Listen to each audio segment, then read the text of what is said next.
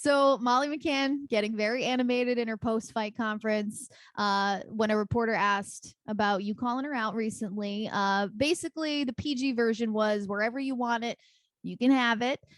So let's set the record straight on how you felt about that statement. I thought it was amusing more than anything. I got to see the full thing, which was basically him saying, Miranda and these other fighters have called you out in the past. What do you think of that? And he didn't even get to finish his sentence before she interrupted with drunk banter, basically. And we only got the clear cut version of it, and that's the part that was released wide stream, was just those few words. But there was a longer stream of basically you couldn't even tell what she was saying, and then she said that.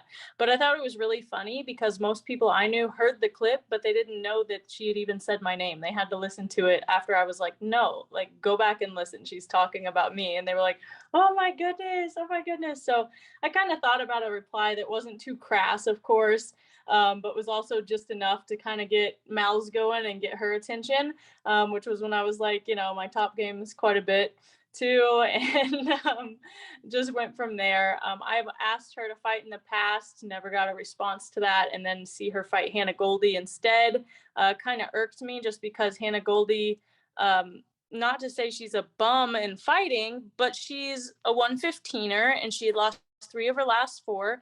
She's not even a natural 125er, and in her hometown.